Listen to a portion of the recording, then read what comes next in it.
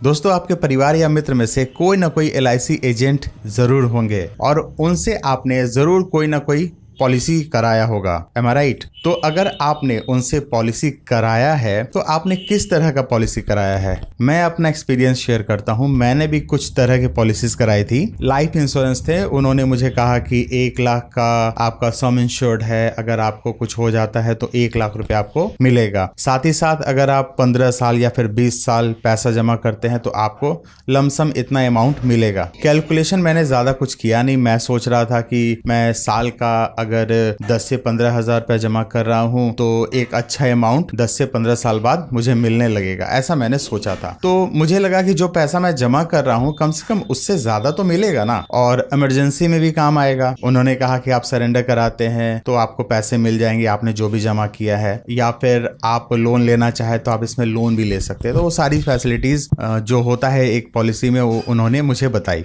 मैंने लिया और उसके बाद आ गया कोरोना। कोरोना में पैसे की जरूरत पड़ी। लगा कि भाई अब खर्चे कैसे चलेंगे, तो चलो ये पॉलिसी है इसको तोड़ लेते हैं और उसमें से जो पैसे आएंगे और उसको घर खर्च में लगाएंगे और फिर अगली बार कोई पॉलिसी करेंगे। तो मैंने अपने एजेंट को बुला करके बात करी, ये पॉलिसी मेरे पास है 2 और मैं इसे तोड़ना चाहता हूँ, कितना लगभग पैसा मिलेगा। मैंने उन दोनों पॉलिसी में लगभग 60 से 70 हजार रुपए जमा किया था। मुझे लगा कि एक 5 साल चल चुका है, एक 7 साल चल चुका है, तो मुझे लगा कि अच्छा पैसा मुझे मिल जाना चाहिए। जब मेरे एलआईसी एजेंट ने मेरे कहने पर मेरी पॉलिसीज की सरेंडर वैल्यू दिखाई तो देख करके मेरा दिमाग उड़ गया। मैं लगभग 60 से 70 हजार रुपया जमा किया था उस पॉलिसीज में, लेकिन सरेंडर वैल्यू में लगभग 50 से 55 हजार रुपया निकल रहे थे, वो भी 6-7 साल बाद। मैं सोच के आश्चर्यचकित हो गया कि भाई ये क्या, इससे अच्छा मैंने अगर आरडी वगैरह में पैसे डाले होते हैं तो वो भी बढ़ के मिलता।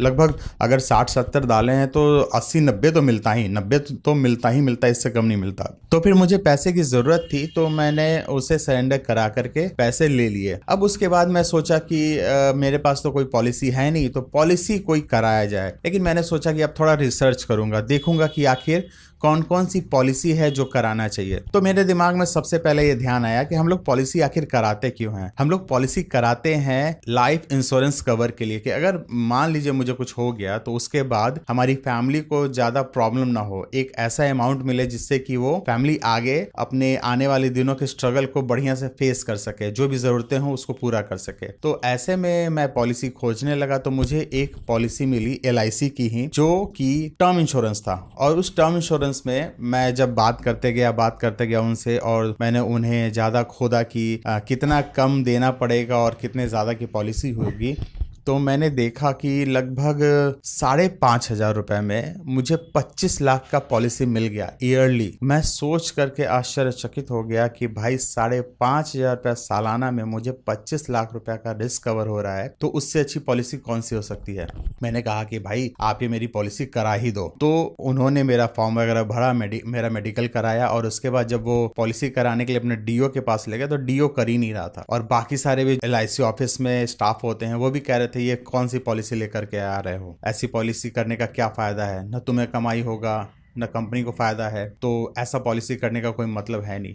लेकिन मैं ये सोच रहा था पॉलिसी तो यही है ना, इंश्योरेंस तो यही है, टर्म इंश्योरेंस, और बाकी सारी चीजें तो आरडी और म्यूचुअल फंड में भी हम इन्वेस्टमेंट कर सकते हैं, जो एक्स्ट्रा पैसा डालते हैं और जिसके बदले हमें कुछ दिनों के बाद प्लस इंटरेस्ट करके मिलता है। तो मैंने सोचा कि यही तो पॉलिसी है, यही तो कराना है, और यही पॉलिसी वो लोग नहीं करते है ना, कोई बताता भी है। मेरे जो एजेंट हैं काफी पुराने परिचय के हैं, वो मेरे दोस्त के भैया हैं, तो उन्होंने डिटेल में मुझे समझाया कि ये पॉलिसी क्या है, और उन्होंने मेरे लिए काफी किया, काफी मेहनत किया, वो पॉलिसी मुझे दी। और साथ ही साथ उन्होंने सुझाव दिया कि मैं पैसे म्यूचुअल फंड में लगाऊं। मैं जो हर मंथ कुछ पैसे जमा करने के बारे में सोचता हूँ उसे म्यूचुअल फंड में लगाऊं, क्योंकि आरडी में लगाने के बाद आपको 7 से 8% का रिटर्न मैक्सिमम मिलेगा, और एफडी करते हैं तो भी वही बात है। तो अगर म्यूचुअल फंड में डालते हैं तो मिनिमम 12% का तो रिटर्न है ही, और अगर एवरेज जाए तो लगभग 18 से 20% आ जाता है। तो भाई मैं क्यों इसमें पैसे डालूं। मैंने यही सोचा कि भाई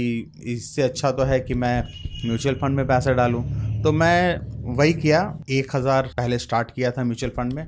अब मैं उससे बढ़ा करके कुछ एक अच्छे अमाउंट पे चला गया हूँ और रिटर्न भी ठीक ठाक है, एफडी से तो काफी अच्छा है। तो ये मुझे समझ में आया कि बहुत सारी एलआईसी कंपनियां हैं वो बेवकूफ बनाती हैं अपना प्रोडक्ट बेचने के लिए। आप जो पैसे जमा करते हैं ना, तो उसमें से इंश्योरेंस का आपका पैसा काटती है, साथ ही साथ एजेंट का कमीशन कटता है, और उसके बाद वो पैसा आपका जमा होता है और उसमें 6 से 7% का आपको रेट ऑफ इंटरेस्ट मिलता है। और वो पैसा जो आप मान लीजिए 1000 रुपए जमा किए, उसमें से 150-200 रुपए कट गया, बचा 800 रुपए। आपको लगता है कि आपने तो 1000 जमा किया, लेकिन नहीं, 150 से 200 रुपए कट गया।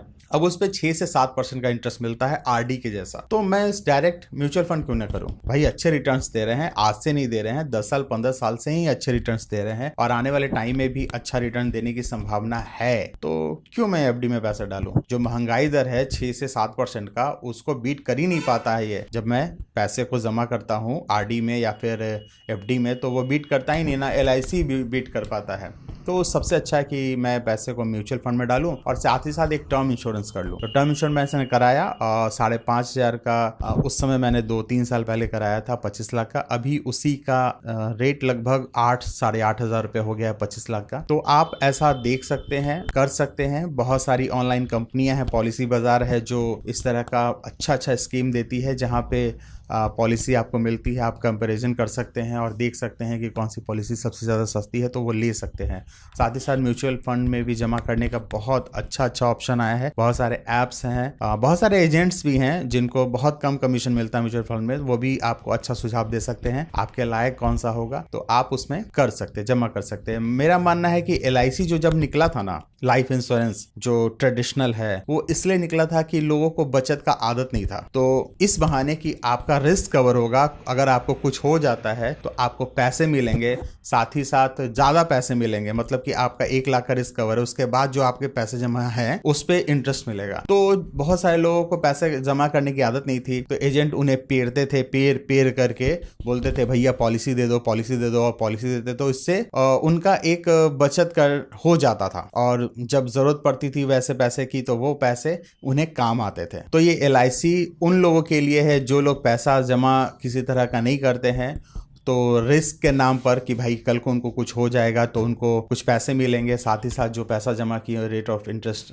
लगा करके ज़्यादा मिलेगा। तो ये जो लाइफ इंश्योरेंस पॉलिसीज थी, तो वो उन लोगों के लिए थी जो लोग पैसा जमा करने की आदत जिनको नहीं थी, तो रिस्क के डर से कि अगर कल को उनको कुछ हो गया तो फिर उनके परिवार का क्या होगा, ये सोच करके वो कुछ पैसे जमा करते थे, और इस कारण से उनका कुछ पैसा जमा हो जाता था और अच्छा था, मिलता भी था। एजेंट उनसे पेर करके पॉलिसीज लेते थे और रिन्यूअल कराने के लिए भी उनको काफ़ी टोकते थे, तो वो काफ़ी मेहनत करते थे। मैं उनकी मेहनत की दाद देता हूँ। जो एलआईसी एजेंट होते हैं काफ़ी ज़्यादा स्ट्रगल करते हैं और लोगों में बचत की भावना को उनने जगाया है। जो पॉलिसी लेते हैं उनके लिए वो बहुत मेहनत करते हैं। ठीक है, एलआईसी एजेंट को कमीशन मिलता है, लेकिन सबसे ज़्यादा फायदा तो जो जमा करते हैं उनको होता है। लेकिन वो जमाना चला गया। अब जिस तरह से सारी चीज़ें ओपन हो गई हैं, बहुत सारी ऐप्स हैं, बहुत सारे ऑनलाइन साइट्स हैं जो आपको बताते हैं कि आप कहाँ पे इन्वेस्टमेंट करेंगे तो आपको सबसे ज़्यादा फायदा होगा, वो देखने की ज़रूरत है। और जो भी अब मोबाइल चलाते हैं उनके लिए बहुत आसान है, तो आप कर सकते हैं।